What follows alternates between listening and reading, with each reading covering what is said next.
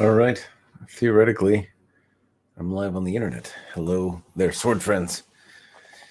In the absence, again, of a video this week, I am making another attempt at doing a live because that's the way it goes.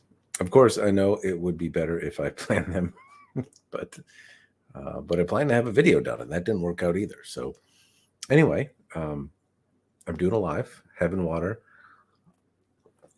getting some electrolytes, and then rambling about swords. I'll probably be live for about an hour, and if you can't make it, I understand, because it's Sunday evening, totally unplanned, unscheduled live stream. Anyways, I do have one fun sword related thing.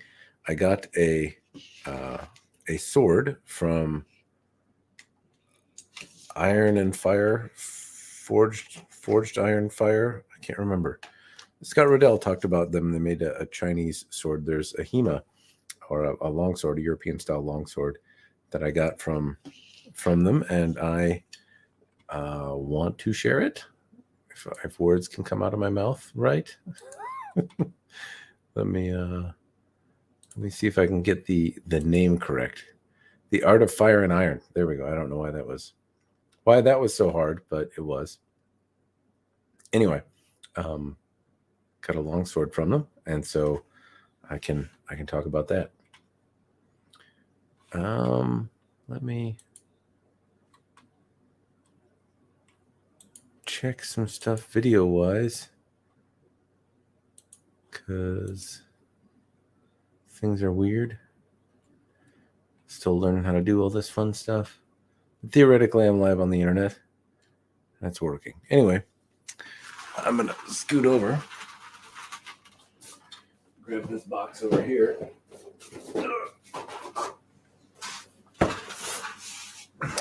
And this here box, there was a sword from them.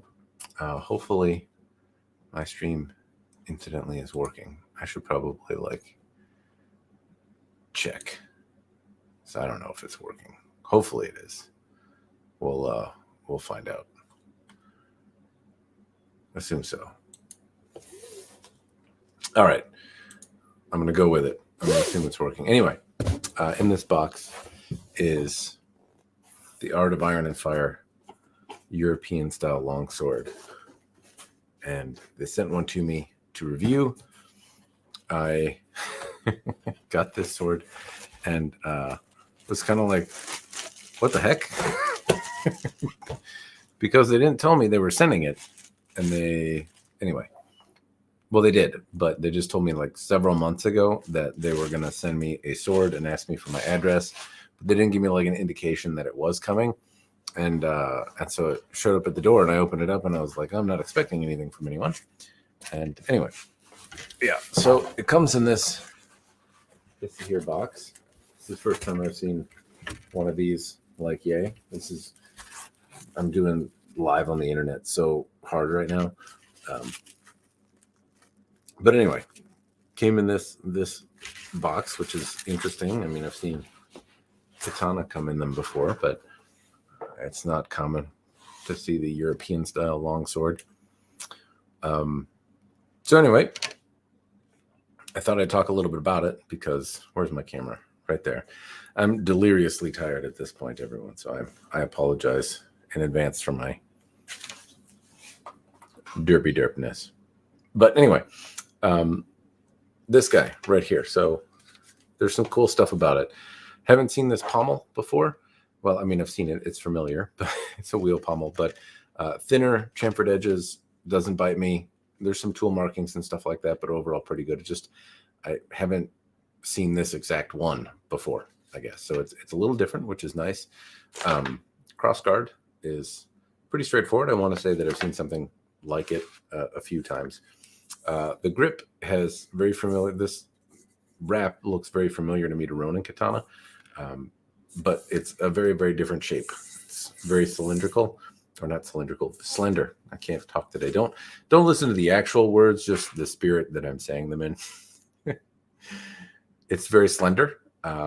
It's hexagonal, but very, very slender. It's very easy to identify where the edge is, though I have no idea how well this thing is gonna hold up in terms of moving, if it's gonna jam into my hand, because it's almost a little bit too thin, but at the same time I haven't played with it much. The scabbard, nothing really to write home about. These are kind of the same. I don't know, it doesn't feel like the greatest leather. It has a shape on it that I want to say I've seen before as well, but nice shape anyway. An extra little leather cover over here. The blade, though, has, probably can't see it. Hopefully I can do this without stabbing my monitor.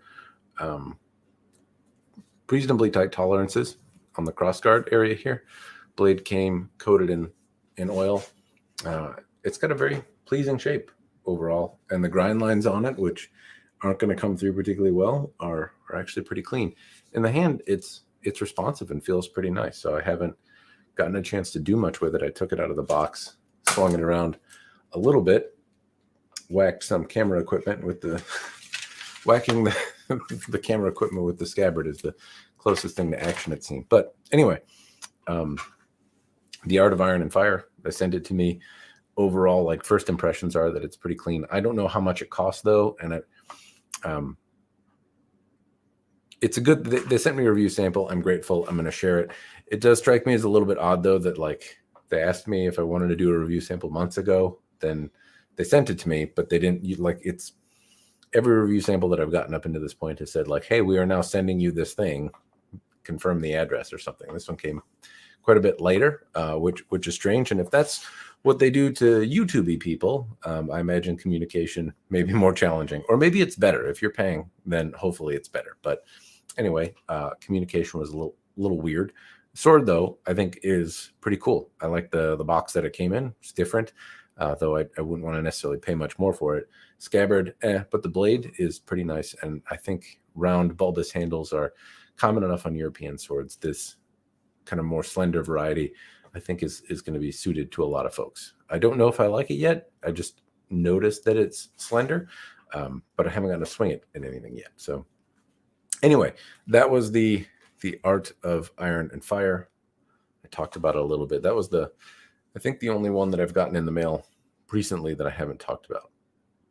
That's probably not true. There's probably a few of them that I've gotten in the mail and not talked about. But the one that comes to mind where I was like, what's this that people have asked me about? Because people have asked me about that company before, and now I can say that I have something and will review it. Wild. What's new? Mostly that. Also, I'm moving and in the process of, like, doing some renovations before I officially move my family over, and hence my lack of videos and exhausted demeanor. Good day, Matt. How does Koshi Sori feel compared to the usual curvature of a katana? Harder to do EI with, I suppose. That's one thing that I note. I don't cut, or haven't cut, with a huge amount of Koshi Sori blades, and I think user error is probably the very dominant thing that I would take away from any critique about the sword and how it cut. Is more my performance. But in Toyama Ryu, they kind of tell you to throw the Kasaki in front of your wrist. So as you're coming down, you're trying to get the your wrists in front of or behind the blade and have the tip come out ahead of you. The Koshi Sori makes that a little bit more challenging, as does very deep Sori. So that's one thing. It's not necessarily the greatest to cut with. I don't find it easier to draw, and certainly stranger to sheath, at least in the styles that or at least in the Noto that I know. They look really cool. At least I think they have a kind of old style Tachi look, which is pretty neat looking, but they also tend not to fit in scabbards well. So Koshi Sori in a lot of reproductions tends to mean that the kind of the Monouchi area, the top third of the blade, is almost straight. So if you just, like, cut the rest of the sword off, often the Monouchi tends to look almost straight. So having the deepest part of the curvature in the kind of near the guard area, but having at least some in the remainder of the sword, still lets you make a relatively thin scabbard. Having a a mostly straight blade, except for some deep curvature in the kind of guard area, makes it hard to make a scabbard that's slim. I had a blade some time ago, and I wanted to make some kind of slimmer Tachi like look, and it didn't work out, and I had to kind of make it look like a boat oar, because the way it drew, if I didn't do the sword like that, or I didn't do it, but if I didn't have it done that way, it wouldn't have drawn and sheathed properly, and it would have bound and whatnot. So that's another thing that I imagine if you're looking at reproductions and the like, that's something to note. But in the hand, I don't know, it doesn't inherently feel weird. It seems like you still know where the tip is, but I haven't had anything that's like so deep I wouldn't, it doesn't feel at least familiar. Thoughts on Shang? I only had that's not. I've had a couple swords from Shang, but like one for sure in recent memory. I did a review on it, and the edge chipped a little bit on a water bottle. Really bold, very kind of fancy looking Hamon. I thought the blade itself was very pretty looking. The fit and finish on the kind of the rest of the sword was not great. It's not the worst, but not great. There were some mismatched pieces and things that otherwise I don't think were, at least not at the same level as like Huawei or Skyjiro. They tend to do, I think, fit and finish a bit better than Shang. I've seen his like sub $500 swords in hand though. So I think he does some much more expensive things. I haven't seen anything but photos of those things. They look nicer. I'm sure they are, but I don't have any firsthand experience. The kind of sub $500 stuff that I've gotten to play with, the kind of call out would be that the polish generally looks pretty good, and they have kind of a bold Hamon. He tends to have a good amount of zazz in the Hamon, at least kind of how it looks on the blade. So there's that, but at the same time, it chipped on a water bottle, and that's not necessarily all that strange. I've had that happen before, but it's always disappointing when it does. I think it was on like the neck of a water bottle, something thick, but a lot of people cut water bottles and don't damage their swords, and that's so it might have been a bit on the hard side. It wasn't like catastrophically bad. It still could have been sharpened, but I made a review on it. That was my recent experience with it. I struggle to, like if you're really, really into some particular Hamon that Shang has, then it seems like they seemed like decent enough swords. They didn't explode or crack in half or anything catastrophically bad. And when you have a differentially hardened blade with hard Hamon, sometimes they can be brittle, and it wasn't anything that you couldn't potentially sharpen out.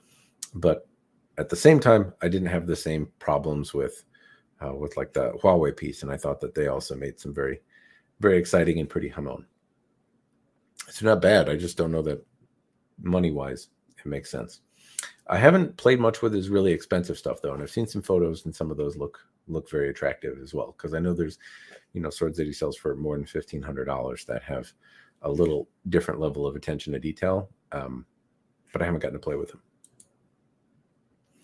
I'm looking at the Dragon King Autumn. Any thoughts? Can't find a Hanwei that I like due to price and length of ska. Classic Tiger comes to mind.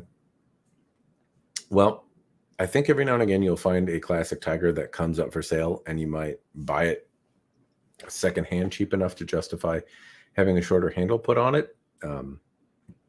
Maybe, but I like the Classic Tiger. I've gotten to move that around a few times. It's not so bad. Don't know that I've played with the Dragon King Autumn though. Have I? I don't think so. I don't think that's one I've played with. I've got much less experience with Dragon King, but no, I don't know about the Autumn one.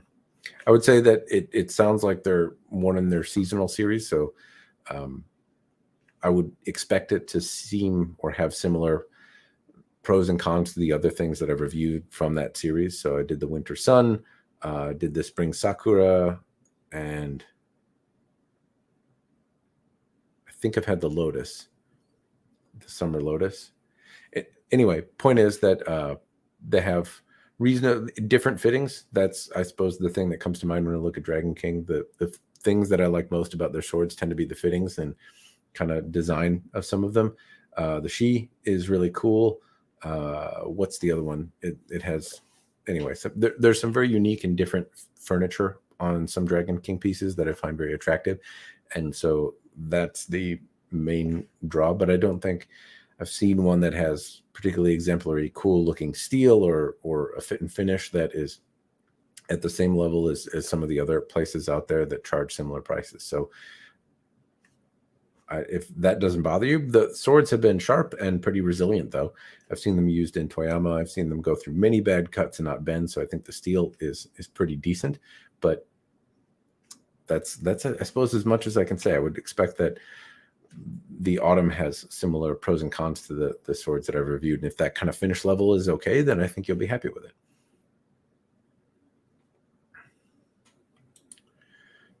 That sword looks pretty cool. That I guess you're talking about the Art of Iron and Fire and Iron. Oh, God, I got to remember names. Sorry.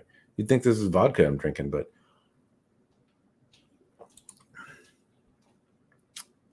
have you tried an English tuck sword? S-tuck. No, I have not. I'd like to. There's all sorts of swords that I haven't really gotten a chance to play with. I think I did get a chance to see or move one around at either a Ren Fair or at Arms and Armor directly, but I don't have a whole lot of experience moving that particular type of sword around. It's not one that's entered my collection. I don't think I've ever had one. So if I've gotten to play with one, it's been kind of as a novelty in passing, but not any amount of time. Plus, most of what I do is swingy, choppy, slicey, as opposed to pokey, stabby. So it'd be quite a shift for me.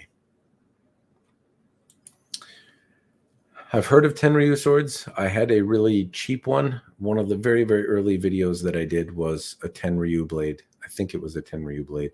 And it was like something I got for $30 or something like that. It had lots of issues, wasn't a great sword, and I sold it pretty promptly, or I gave it away. I can't remember what happened to it. Gave it to one of the folks at the dojo or something. Yeah, I've had one example, though. It was many, many years ago, and I don't know that it's representative of what they make now. My impression was not great. It seemed like relatively inexpensive and also not relatively well-made stuff. And those two don't always go hand in hand, right? I did a review on a $50 sword from Musashi, and it's not a good sword, but it is $50, and for $50, it is a functional sword and did sword things reasonably well, and therefore represents a pretty darn good value. And I don't think that the Tenryu sword that I had a build quality better than the $50 Musashi. It's been many years since I've held either one of those, though, in fairness. So it kind of shooting from the hip a little bit here, but that's the impression that comes to mind.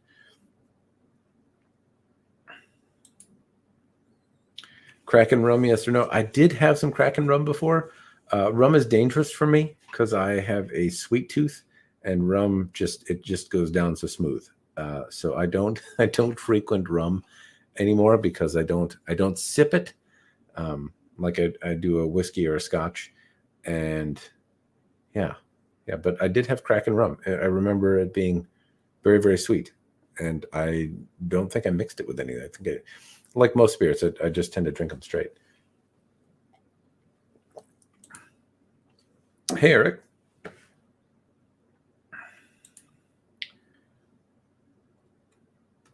Need more drunken reviews. Well, I need more alcohol. Uh-oh. I got some nudie bots in here. Hang on just a second. There we go. Those are a pain in the butt. All right. More drunken reviews. I will eventually. Yes. Just not right now. I'm not drunk right now. Might seem it. I'm just very tired. But I will eventually do a drunken review. I kind of need some ammo for what to do a drunken review on. But at some point I will. If you have any good thoughts for where my next drunken ramble should go, let me know. But I think a lot of the fire, I'm just so tired. I don't know that I have the jaded angry in me to do a drunken review. But I will. People have asked, it has been requested. People have donated money for beer. And so I will. Sword friend John sent me some sake not too long ago, and I was tempted to do a drunken review on it. ended up enjoying the sake instead. Have you tried Bohayu katana yet? The Danimal. I know Samurai Bird has good things to say about them. I have not. Nope, I haven't. But fortunately, there are other good sword-related folks on the internet that can give you some information. If Samurai Bird has done some, then I take his word on it. I have not had a chance to play with one yet, but that doesn't mean I wouldn't. I'm just in the very fortunate position to have lots of swords to get through to review. I don't remember if I tried contacting Bohayu, but usually if somebody asks me about something, then I try to send a feeler out to get a review sample. Though oftentimes, like, nobody responds. It was really funny, actually. True Katana, I think, recently asked me if I wanted a review sample. And after Joe at Joe Steel Forged and Fire, he did something on True Katana. I think that prompted me to ask them, but I never got any response to an email. But then they requested one. They asked me if I wanted one. Who knows if it'll pan out or not, but always happy to review anything. I'm not such a big YouTuber that I'm in a position to refuse, but I am fortunate enough that I have lots of samples coming in to check out and review that occupy my time, so I don't always have to go out and buy. But I haven't gotten a chance to review Bohayu yet. Samurai Bird is in here, though, so you can talk to him about it.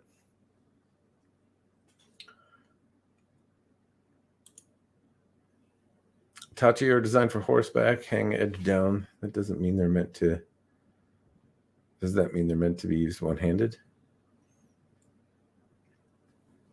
Well, I think the sword gives you options. There's lots of sabers that, well, I don't know about lots. The Tachi, I think, from what I understand, you might use it worn edge down, but it's not as though samurai at the time were wearing had a different sword than the Tachi and would carry that roundabout in public or something as well. They might have different mounts or something for it, but yeah, I don't know that it's necessarily made exclusively to be used one-handed. I think they would still use two, but I don't know how effective that would be on horseback. Though I think they were primarily using the bow and arrow on horseback. So, but I don't know if like a yari or some other thing was the primary weapon, and the tachi was for when you were fell off your horse or something. It's a reasonable question, but I don't know the answer to it. It's hard to picture somebody using a sword two-handed on a horse. Speak of the devil, here he is. Hello, Samurai Bird. Somebody has questions about Bohayu. Are Howard Clark blades good for Tamashigiri? Yes. But also no. It depends. I had a Howard Clark Zatoichi blade. I wouldn't think that would be a particularly effective Tamashigiri blade. And I have a different L6 project in the back somewhere over there that is got a great profile to do Tamashigiri. And then I had the most recent project I did. I called it Black Beauty. It had an amazing profile for Tamashigiri. And so they certainly can be. At the same time, there's a lot of options that do that really, really well. That, like from Motohara or even something as inexpensive as a Practical XL. I don't know that a Howard Clark blade is necessarily going to cut through grass better than any of those things, provided you put a keen edge on any one of them.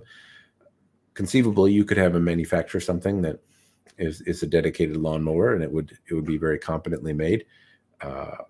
But there'd be other nuances to the customized side of things that would potentially make it better or worse or more suited to you in some way that those swords aren't. But if you're just looking for a good lawnmower, then I think there are other things out there, that don't require the the kind of kidney donation that Howard Clark does.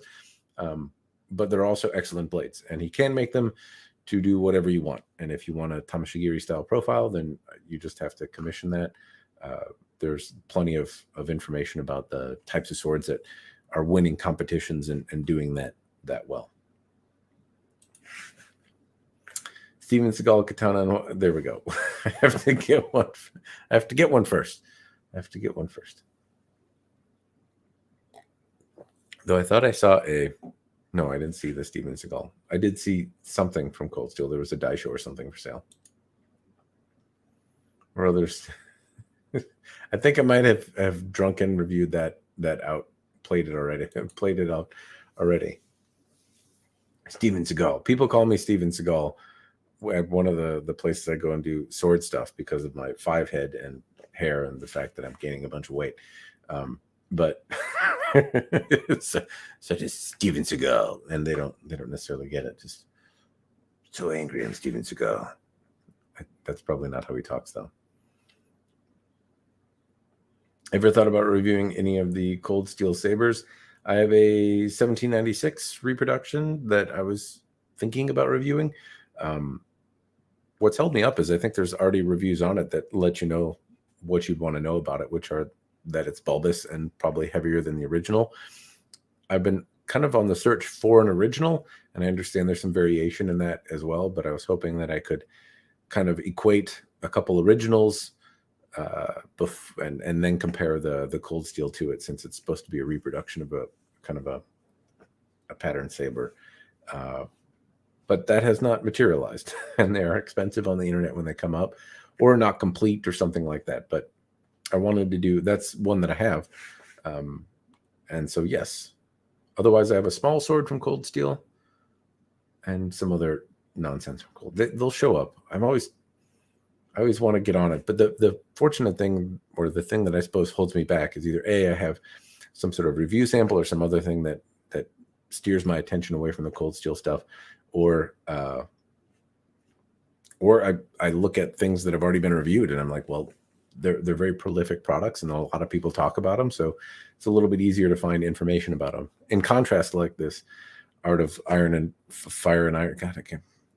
The sword I just showed at the beginning of the stream, there's very little information about that kind of stuff. So I tend to favor that a little bit more if there's no content out about it, or what I have time to, or what suits my fancy, or a piece of candy. I suppose that's kind of how it goes. Have you ever had your hands on a blade from BCI, Japanese, or Filipino? Yes, the Compilon that I use, which is in the other room, is a piece from BCI.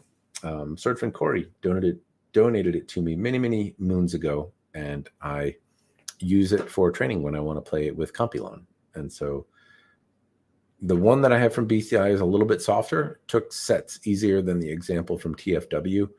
And I think initially the one from BCI I really actually liked, and I was very grateful that somebody sent it to me as a gift, and that was really cool, and I trained with it a lot, and it's a fine sword, and it's a little better looking than I think the one from Traditional Filipino Weapons is.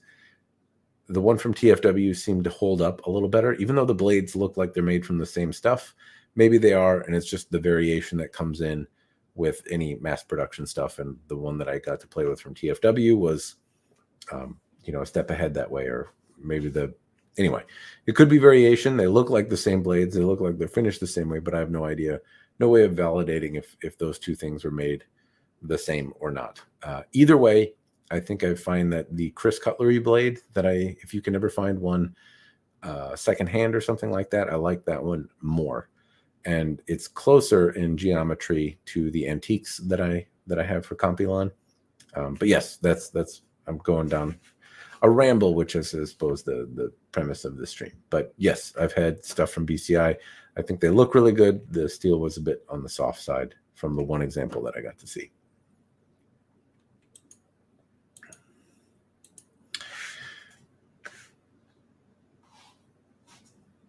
Drunken Anathar. Well, the Anathar has a special place for April Fools. That's when Anathar videos are made. I got a little bit of time before more Anathar.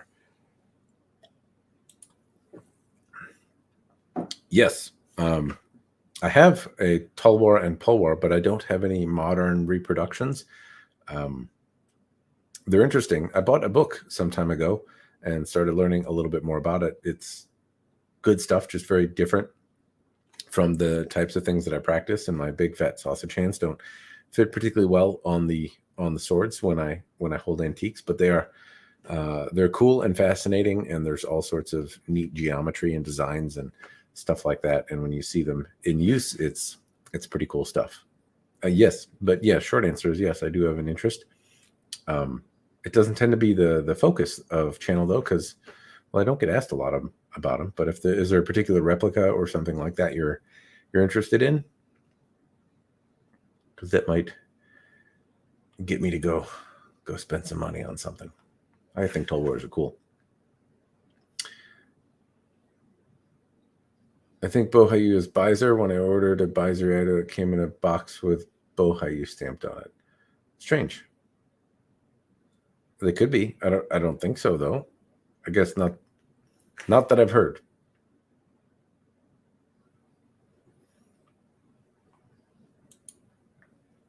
Samurai Bird's making sense of it all.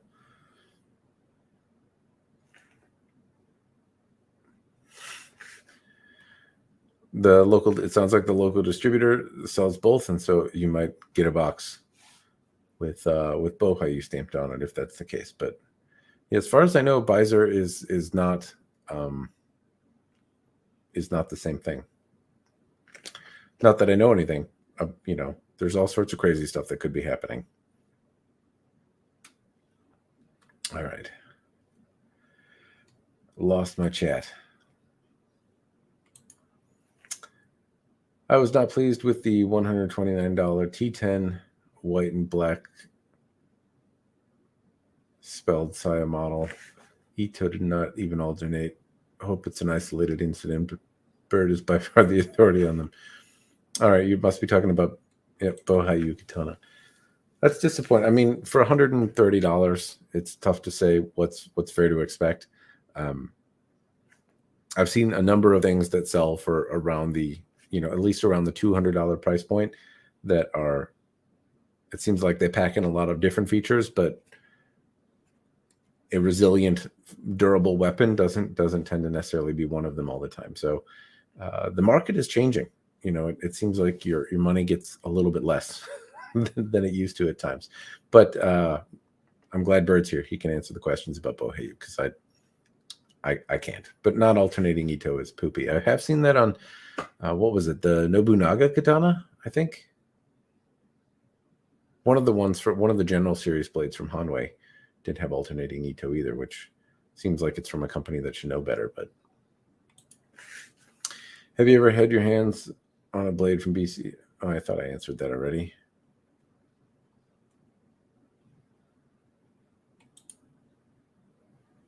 Matt Easton deals in antiques. He does.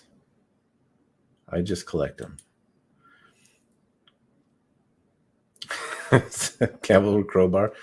That, I don't know. I'm wondering if I can grind. I think Mike, Swordfin Mike, he ground his down or something like that, lightened it up a little bit. I just want to know like where it's fatter than it's supposed to be in comparison to an original, but I haven't gotten a chance to do it. Oh yeah, I'm sure I could convince him, but I would have to convince him with a lot of money. And I think that there's plenty of them that are around for sale here. It's just catching them at a good time.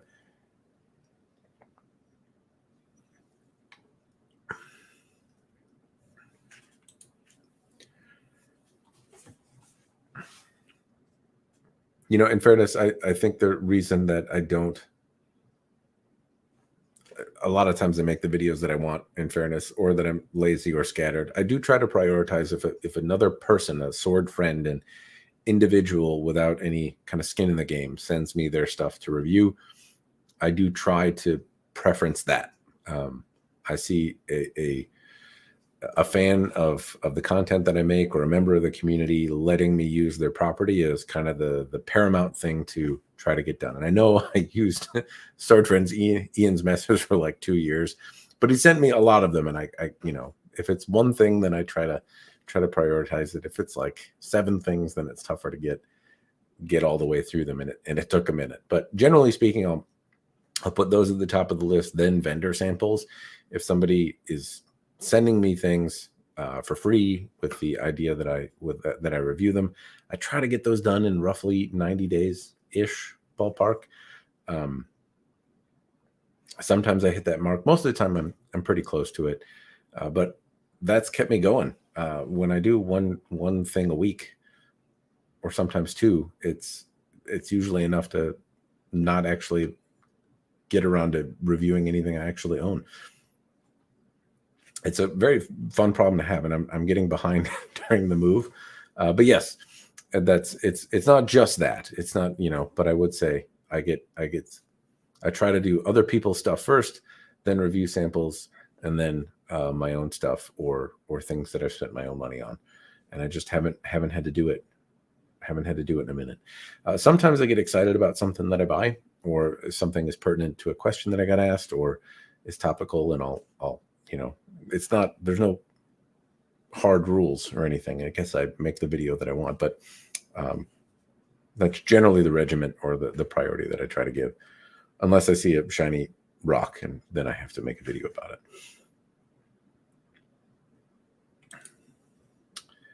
Was it still 5160? I'm not sure what sword we're talking about, because I've lost my place in chat. Maybe the BCI. Yeah. Okay. So we're talking about the BCI. I think it was. TFW has some. There's some debate, I guess, or some doubt from learned people in the community that say some mixture of 5160 and D2 that they advertise is not a plausible thing. But generally, TFW tends to make pretty durable stuff. Not always, but generally. And in the case of the Compulon that I had from them, and the BCI one that I have now, the weird part about it is really the blade geometry, right? So if TFW is having their own stuff made, it's a very strange geometry for a Compulon. If it were near me, I'd grab it. But I've made videos on either one, the Compulon from TFW and BCI, and it's just a very peculiar, non-traditional interpretation of a Compulon. I've never seen a historical Compulon with similar geometry, like a weird hollow ground, fuller kind of strange thing. That's not how any Compulon I've seen historically looks. And so the fact that the TFW and BCI have like the same looking one would suggest to me, like, I don't know why a forge would make them out of two different steels, but maybe they do. I don't know. But I'm guessing they're just 5160. And I'm guessing the one I got from BCI is just a little soft.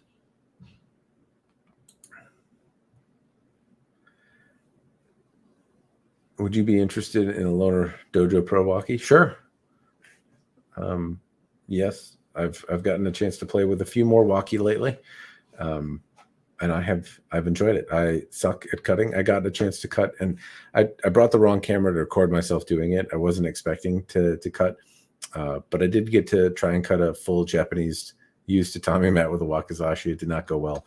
My camera was drifting in and out of focus, so it's not terribly usable footage, but I cut with the Jeiku wakizashi, and it was sharp and cut pretty well, but my aptitude with a waki on a used tatami is very different. It did not go well.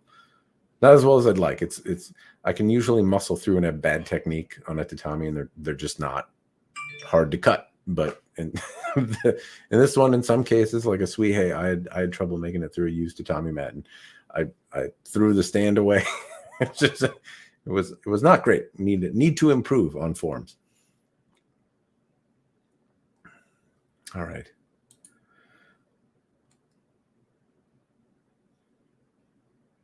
That's visor in there. Yeah, no reason to doubt. I don't know why my dyslexic brain says Rava katana, but RVA.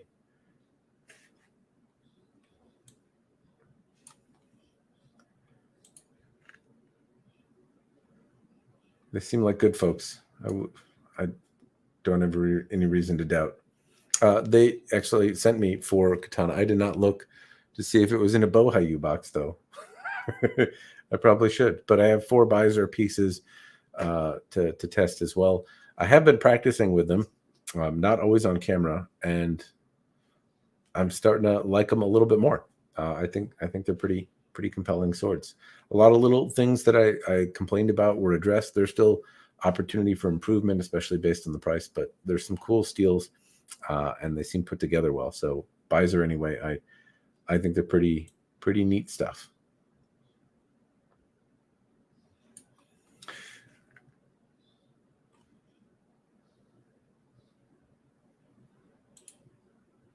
I know that's not for me. Was there a particular sword that you want that is on your sword wish list? Oh, that's a good question. When you get old, like you don't realize that you'll like forget how to want.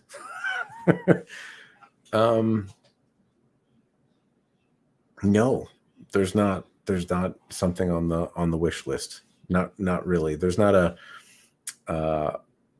I'm always interested in trying and like seeing new and different stuff. So there are still things that I think would be exciting to share and to talk about.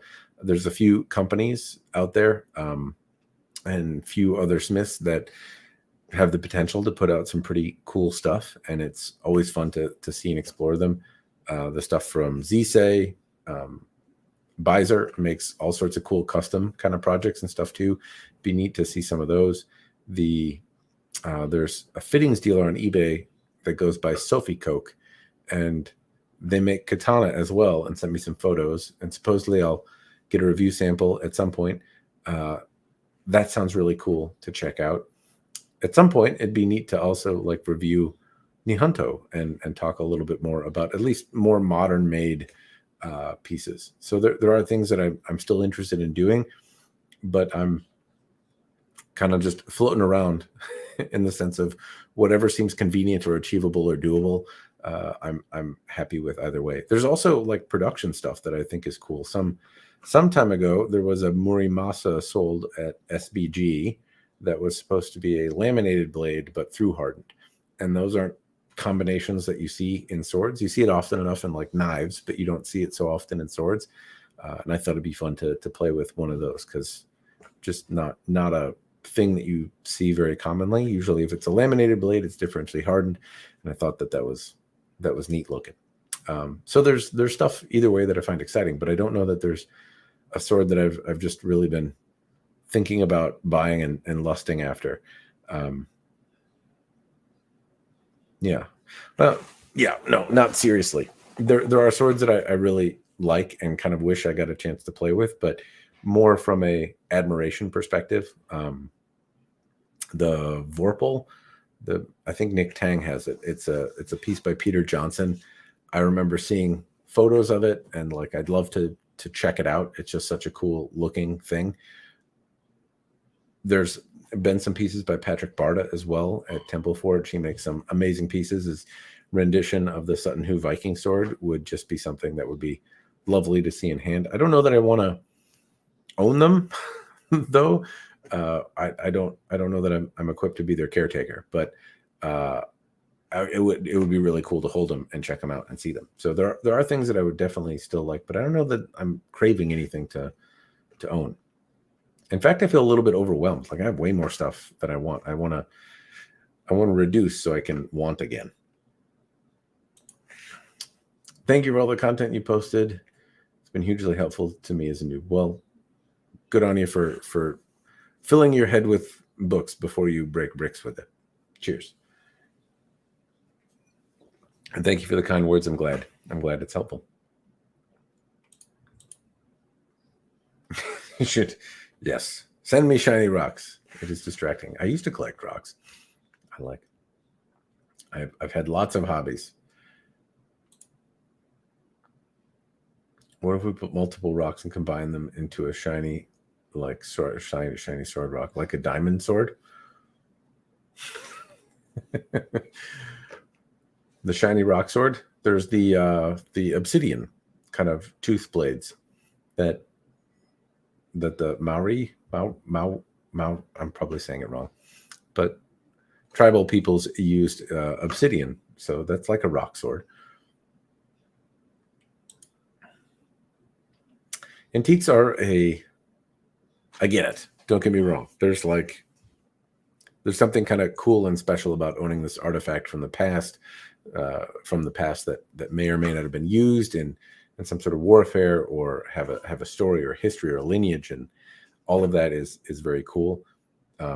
It's just very easy to lose your ass on it. Frankly, it's very easy to spend more than things are worth, to not make a solid investment, to buy something that's in a diminished condition and maybe even worsening.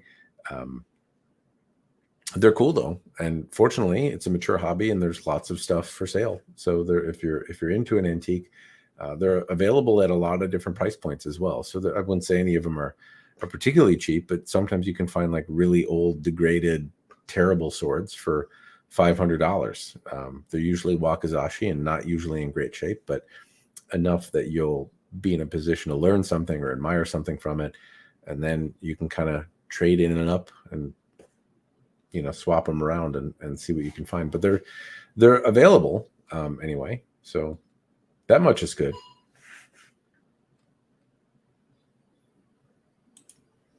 I'll send you a Facebook message if I can find you on SBG. I'm local too, so no need. Sweet. Oh my God, chat just went nuts. It's like Yard. I don't know what to call it. Yard. StreamYard. It's not keeping up.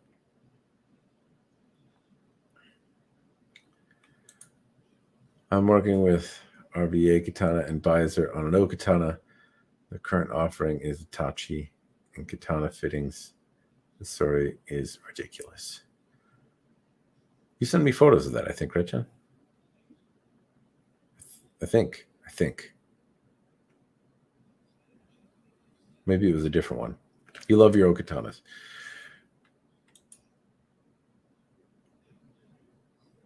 Top-notch customer service. Yeah. Good people. I'm glad that Beiser, the Beiser thing, I have some more of them to play with, and I'm glad to see improvements. But I remember the first one that I reviewed, it was made out of some fancy steel, and the fittings didn't seem to be much better than what you would find on some other $300 or $400 katana from competitors. And so I didn't, given that the price was like $530, I thought it was a bit expensive if it didn't kind of prove itself in the, being resilient, because it was made out of a steel that was supposed to favor the types of tests that I do. And Beiser, I think, is the only one that said, go smash this on your the only company that I think has encouraged me to go smash it on the pipe in the backyard and said, I bet I can, last longer. Quinn Waterfield did that, and Beiser. Those are the only folks. And Quinn is a custom smith, so a little bit different. But anyway, and it lasted longer. And so if that is a thing that is a value, then they seem to do that, make things that are resilient in a meaningful way that justifies the expense if it's of interest to you. The Iaito and the other stuff that I've seen from them, though, at least the stuff that was recently sent, is also just a little cut above. Minor improvements in kind of the Tsukamaki. It's a little better. Still uses kind of this supple jacket leather that I'm gradually warming up to.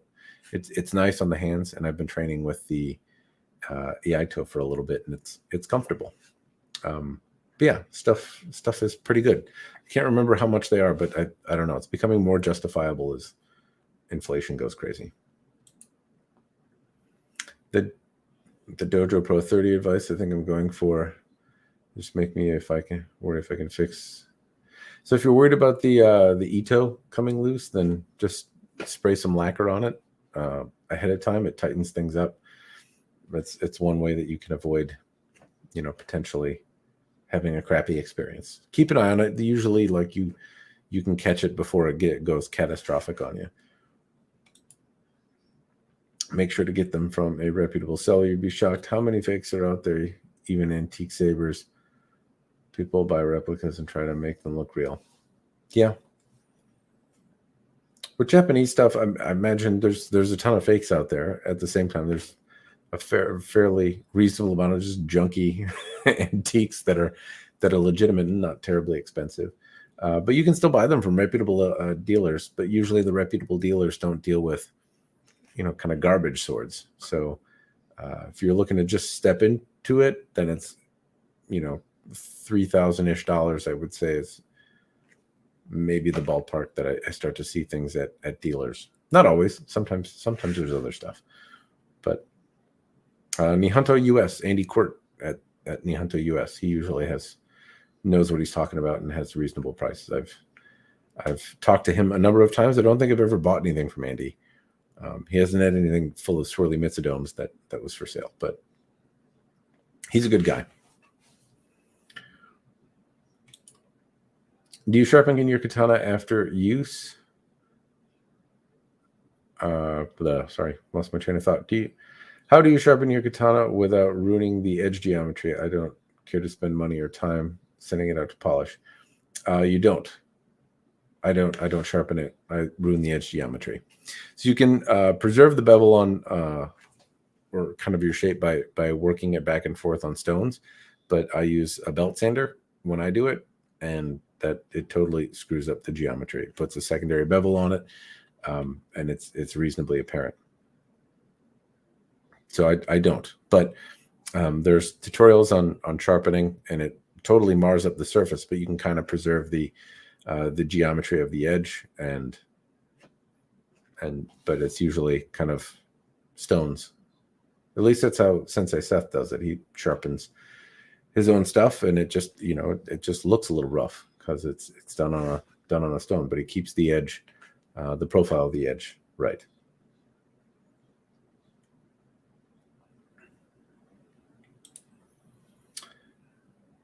Sophie Cook reminds me of Kamanjo Gaime, Chinese-made blades. I don't know if they're the same forge. They look different to me. I mean, it could be, but they look a little different to me. Hey, Matt, how's it going? I'm exhausted. Probably going to wrap up here soon, actually, but appreciate you asking. I have a dojo mate looking for something to cut with between $200 and $400. Anything you would recommend? Well, if you can find yourself a Practical XL and you're looking for cutting in a dojo, presumably tatami or like target, I think the Practical XL is a great sword to do that on a budget. If you don't want something specifically for that, but usable for other things, then you can see what Huawei has in stock, or Skydro. Either of those, I guess I would take a $400 Huawei over a $400 Skydro, but if Huawei is out of stock, then it's certainly a reasonable option to go with a Skydro piece. I think the fit and finish on them is pretty good, but they don't cut, they're not lawnmowers the same way. My visor entry-level Practical came in a Bohai box as well. Did an unboxing on my channel. I didn't see it. YouTube has not been showing me the things that I want to see. Anyway, apart from some minor, you're really liking, I'm going to do some more cutting. Good to hear. I'm glad you got one, Eric. Hopefully it cuts through many good things. And I think it's funny that it came in a Bohai box as well. Hello. I am streaming on the internet rambling about swords. That is what is up. Also, I'm tired from moving, and all the people here have heard me complain about it enough, though, so I should probably stop saying it. Any blades or steel you recommend in cold environments? I live in Alaska, and training indoors can be a challenge. Finding room in winter. Well, I live in Minnesota, so apart from Alaska, I'm in the closest state that can understand your pain a little bit. Cold does seem to affect swords, so even nicer swords, when I go and train in the snow, if I'm doing stuff 20 below, cutting water bottles, things like that, they tend to be more prone to damage, even nicer swords. I was cutting in a very cold weather when I damaged my Motohara on a water bottle, so even very nice swords can be damaged. And I would say cold weather expedites that process. So I don't really have anything that's a great recommendation, other than I'd recommend sticking to a through hardened blade and get something that is, generally more resilient, and don't cut stuff that is dumb. It's more likely to, it increases the risk of taking damage. They tend to become a little bit more brittle in the cold. But yeah, the Dojo Pro, Hanwei Raptors, through hardened blades from like 5160 or something like that are probably generally the toughest. I don't know. I didn't test the Beiser S7 in really cold weather. That was in still reasonably nice weather, but it's, potentially things that favor durability, if you're concerned about it, would be where I would lean. You're still potentially going to have failure issues, but hopefully they'd be mitigated by getting something that favored durability. What are your thoughts on folded blades? They're pretty. I mean, that's it. That's the whole thing about folded blades to me, is that they look really nice. If you buy a folded blade, then just bear in mind that it's primarily an aesthetics thing. At least that's the way I see it. And most of the time, I would say that if I contrast like a really nicely made through hardened blade, a non-folded blade and then a through hardened blade, but either one of those, they tend to last longer in my mind than their folded counterparts, or at least not offer really any meaningful benefit. I think a lot of people see folded blades and see that it's more expensive and therefore must be better from a performance characteristic, and that isn't the case. It takes longer to deal with. There's more opportunity for failure, and so the cost goes up, but it ends up not having, if anything, it seems to have a detriment on performance. So I don't, I think a lot of folks don't necessarily know that. I wish they did. I think they look pretty, though. I still really enjoy them. I admire the folded steel and characteristics that can be brought out in, various types of polish and hardening. So I enjoy them, but I think, the fact that there's not an inherent performance benefit, but the cost goes up is maybe the lesson community-wise to take away.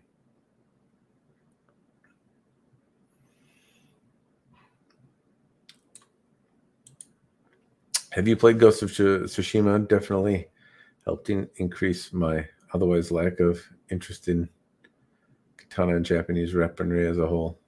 Increase. I have not. I keep whacking things. I've heard really good things, but I have not played it. People tell me I must, and then I should stop doing what I'm doing and go do that now, but I have not done it. Are you familiar with Dan Keffler? Dude makes more modern choppy swords for competition blade sports. Wondering if you're interested in reviewing those types of blades. Yes, I would love to review a Dan Keffler 3V katana. I suppose maybe a little bit less than I now than after I broke that 3V blade, and I kind of got brought back a little bit to reality and what 3V can do. But Dan Keffler's 3V blades are really awesome stuff, and I'd love to review a katana from him or any 3V blade. So I'd be happy to. Yes, would be the short answer. I tried to buy a 3V blade from him, one secondhand and then one that he was selling, and it just financially it didn't work out for me. I'm too cheap, but I came close to getting one once, and it didn't work out. But I'd love to check them out. I think they're cool, and I did get the chance to see one. The Mystery Man in Black had one for a time, and I got to check his out.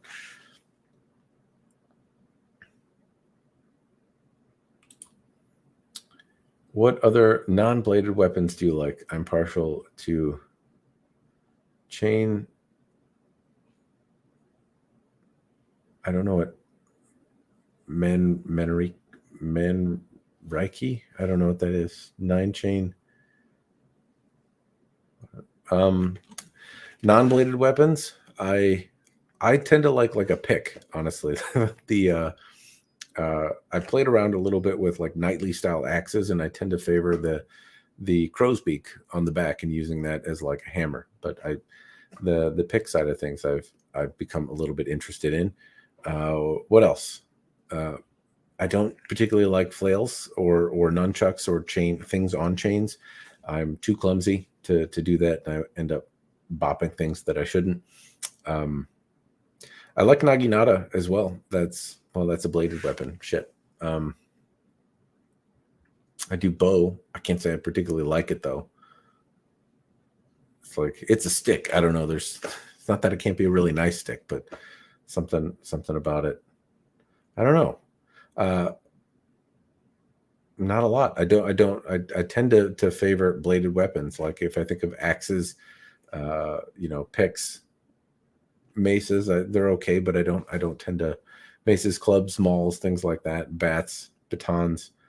I mean, I guess I take an interest in it, but swords or knives or other things with a sword on a stick or something like that tend to be it.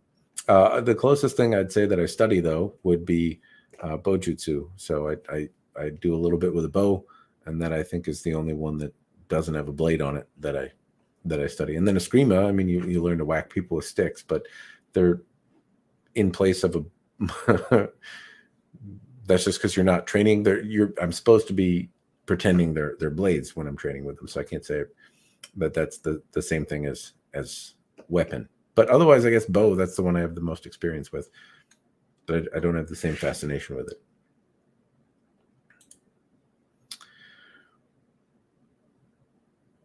Yes, it's a fair point. The Baizuriado that I have as well is on the quiet side in comparison to a Tazando.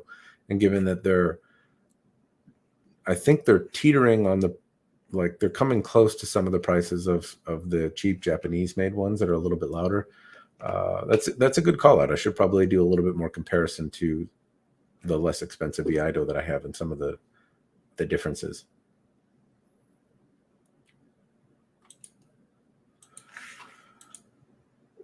So I think Carruthers Performance Knives makes production versions of his designs from the Dan Keffler piece. Okay. And I've seen him. I remember he was on Knife or Death. I think he brought his Super Assassin model and was smacking stuff around with it. He makes some mean blades. A little late night stream. A little late to stream hard about the move. With general household items being bad enough for most people, what kind of pain factor does moving all this?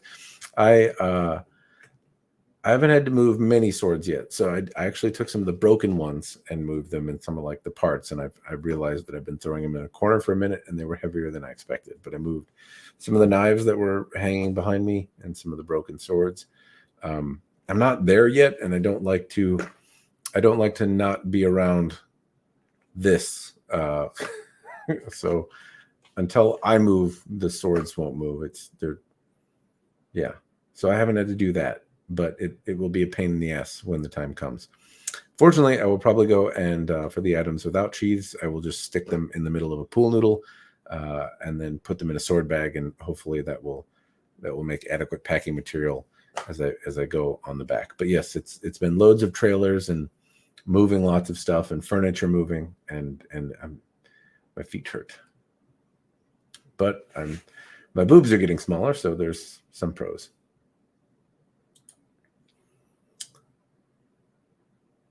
Play Bushido. That's not for me. I remember Bushido blade very vaguely. Stropping it with diamond compound might keep the edge sharp without ruining the geometry. Eventually going to have to send it out for polishing, though. Fair enough. You keep mentioning Sensei Seth.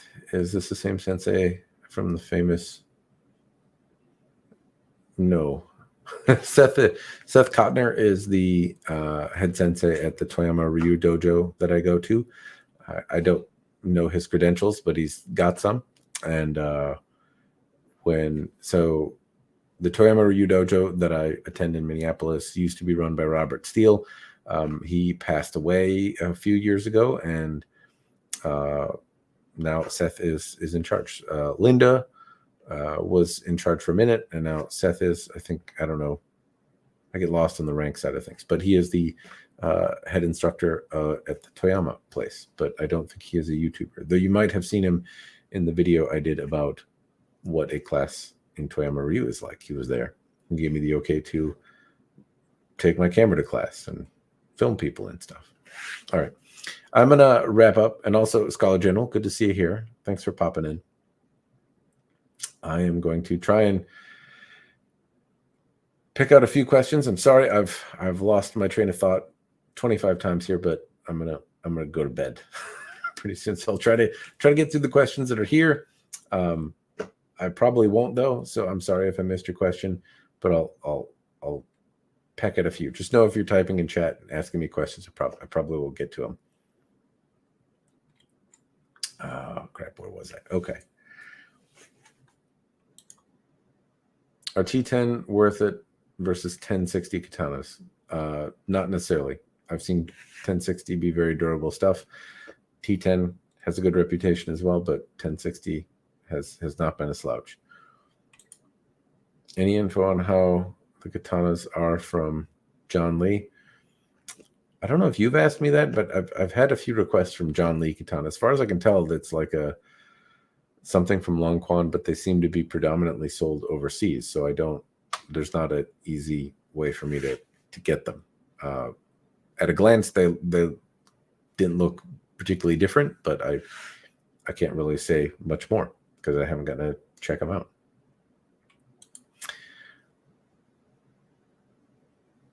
Came to say that SPG customer service fucking so well. I appreciate you sharing it. I don't know that I bought stuff from SPG. Well, I bought stuff from the forums, but I don't think I bought anything from Sword Buyer's Guide directly. Maybe I have. I don't know. I don't have any bad customer service experiences though, but then again, anyway, if I have, it's been a very long time. When did you buy your thing? What happened?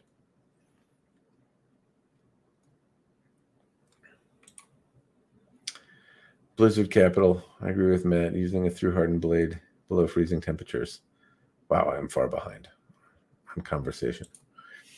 I cannot find a review on a Dojo Pro 16 on YouTube. The Dojo Pro series are pretty consistent though, so there's some differences in fittings and maybe some differences in blade geometry, but generally speaking, they're pretty similar to one another. And there's a lot of reviews on various Dojo Pros, so you'll get an idea of the pros and cons, and I think those would, if you peanut butter out the reviews of different model from different Dojo Pros, you'll probably get a good sense of what to expect from a Dojo Pro 16. How many swords do you have? I don't know. There's a couple, 100 something, somewhere in there, maybe. I don't know. Yeah. I think I counted them the other day. I don't remember. The number changes quite a bit though, but somewhere between 100 and 200, somewhere in there. And T10 versus 1060. When I see T10 personally, like the Hanwei T10 and the Musashi, I think that for their XL line of things tends to be the bee's knees for me. I like the edge retention. It's not terribly floppy. It's not as resilient as the through hardened blade, but edge preservation seems to be the sweet spot for a dedicated Tamashigiri blade on a budget. So I like that T10, the differentially hardened T10 that they do. Through hardened T10, I guess I don't know. I don't see that very often. But the 1060 blades from Ronin have been very, very durable. And I would say that if your objective is to get a very resilient sword, that those tend to show me that T10 is a very capable steel. And I've had that outlast. I've had 1060 outlast T10 blades when it's the through hardened stuff from Ronin. So it just depends on what you're after. If I was getting a dedicated lawnmower to do Tamashigiri in class, I'd go with a differentially hardened T10 blade like the Musashi XL if I could find one. If I was doing backyard shenanigans, I go with a 1060 Ronin.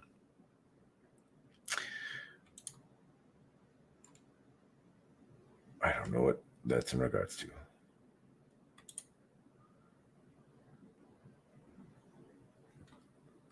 I lost track of conversation. Non-bladed weapons will be big haircuts for me. Yeah, I have plenty of guns. I don't shoot as often as I used to, though. I'll go to the range. I try to do it. Tried to do it every other month. That doesn't happen now. So maybe twice a year now I go just to maintain some proficiency with what I carry. But I don't do air guns or airsoft or anything. Not that I'm above it. I haven't tried it. I haven't ever given it a go.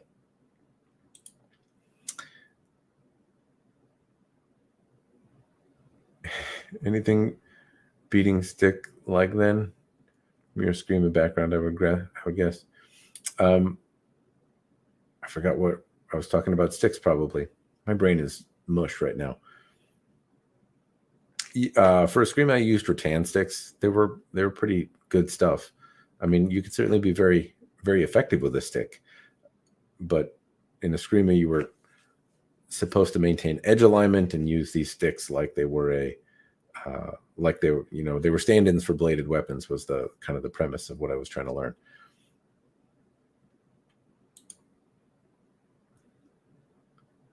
Tried inducing patina on your katana, not intentionally. I do everything I can to keep patina away from them.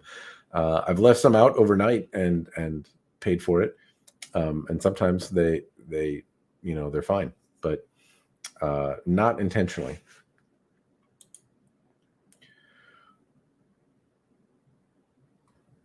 The Joes, I've learned a few different Joe things from the Aikido folks when I go to seminars. They every now and again do some Joe related things.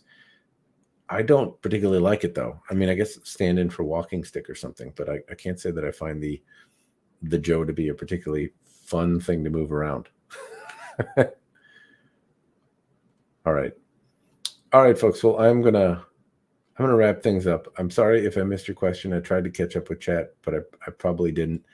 I appreciate everyone jumping in, because random stream on a Sunday night and keeping chat lively and asking questions.